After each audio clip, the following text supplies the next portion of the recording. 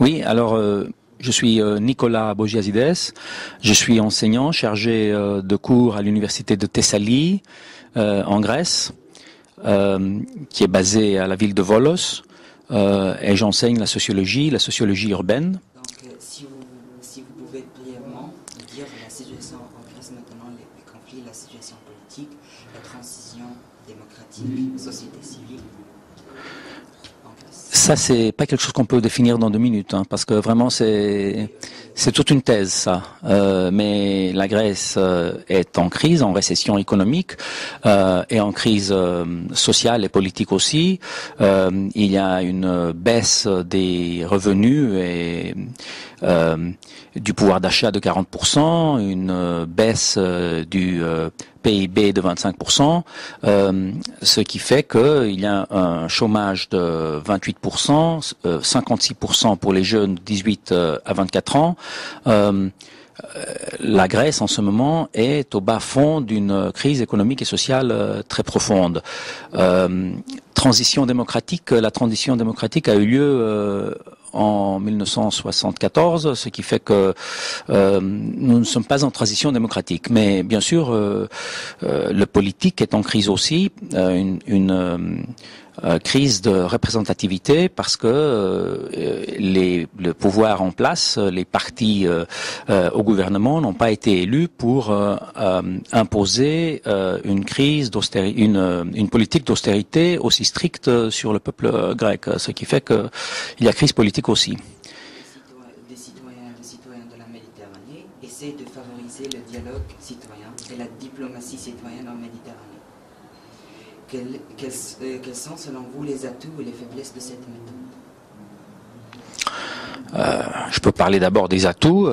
Les atouts, c'est que s'il y a un contexte méditerranéen politique et un contexte méditerranéen étatique, les États du pourtour méditerranéen, les États du nord méditerranéen faisant partie aussi d'une instance supra-étatique qui est l'Union européenne, les États de pourtour méditerranéen faisant partie de l'Union pour la Méditerranée eux-mêmes, s'il y a ces instances qui sont des instances étatiques,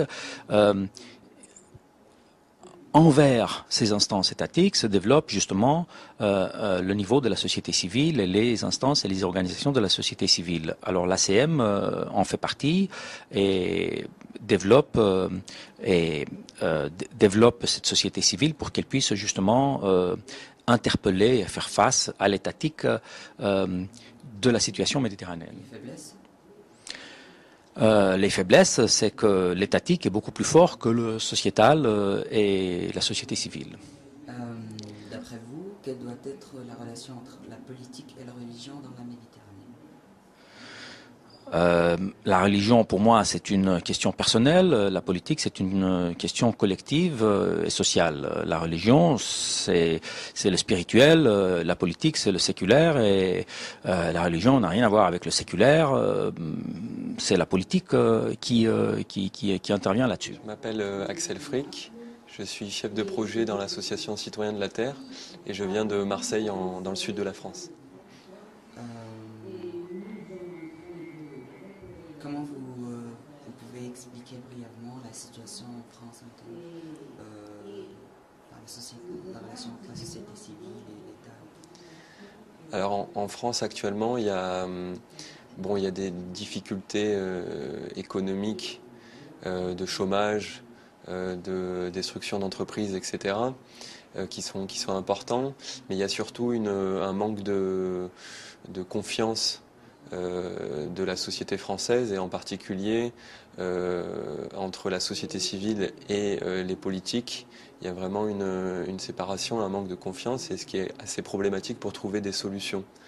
Et donc dans notre diagnostic, on suggère d'ouvrir un petit peu la perspective, la vision qu'on peut avoir de la situation en France. Il y a des choses qui sont quand même positives en France actuellement sur d'autres indicateurs de développement durable par exemple, et donc s'ouvrir aussi sur la situation autour de la France, à la fois en Europe et en Méditerranée.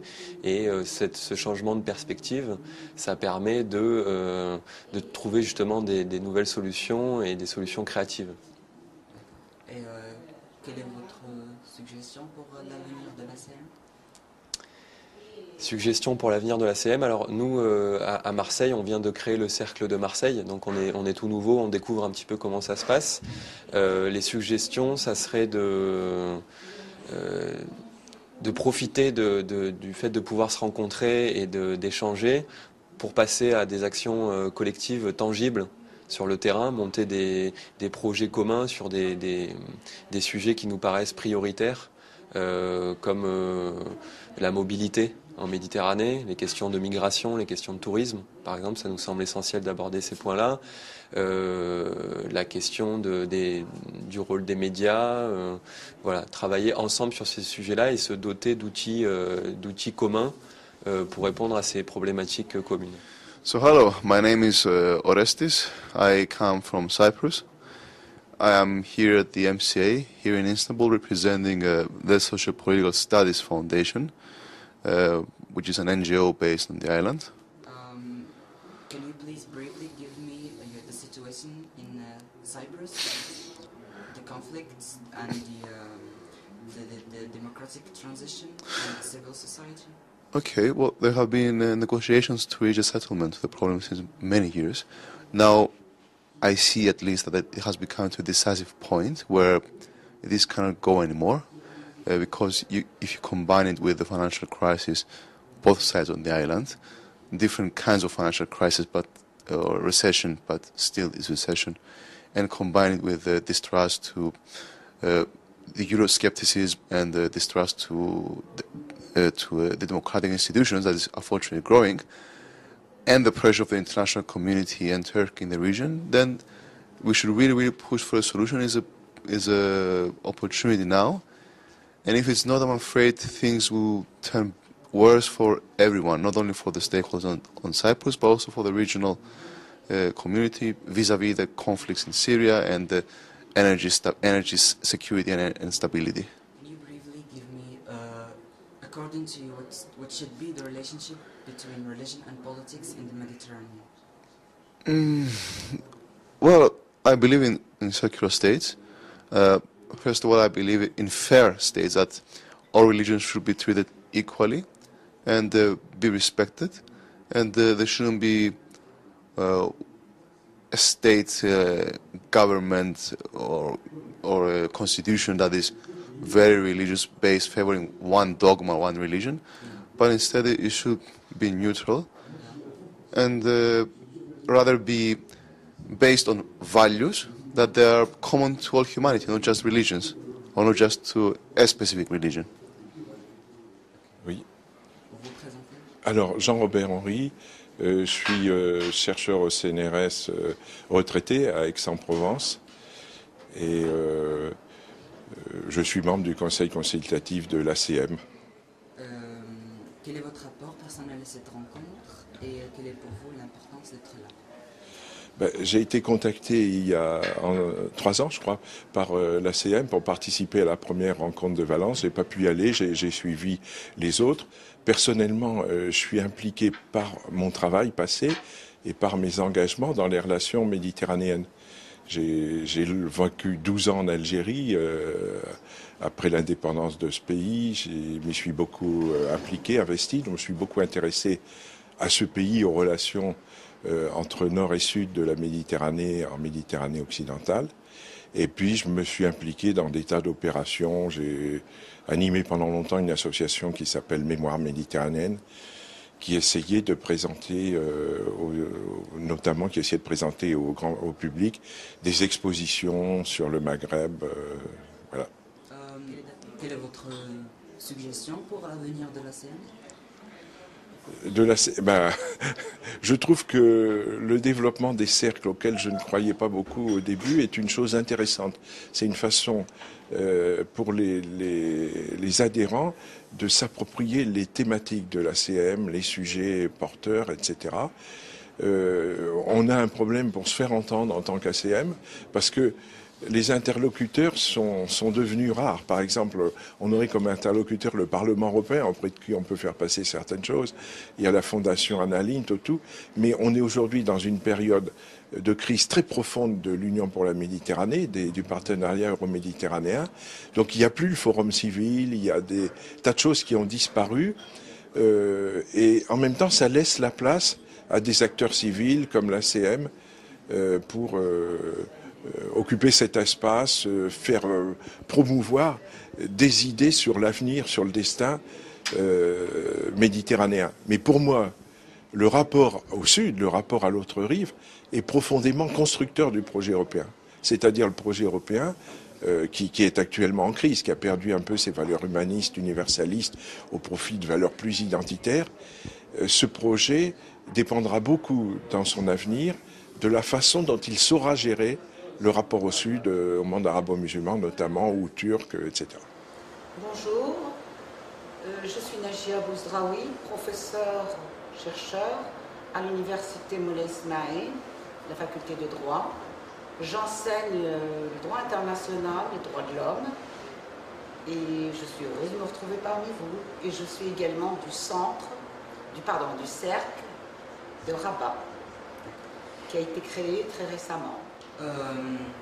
Est-ce que vous pouvez nous faire une petite synthèse ou une petite remarque sur la situation au Maroc, les conflits, la transition démocratique, la société civile, le rôle de la jeunesse? Écoutez, je vais vous parler de façon académique. Oui. Le Maroc a connu un processus de transformation politique qui s'est achevé par la consolidation d'un État-nation sous le règne de Hassan II. Oui. Avec l'arrivée de Mohamed VI, de très nombreuses réformes ont été introduites.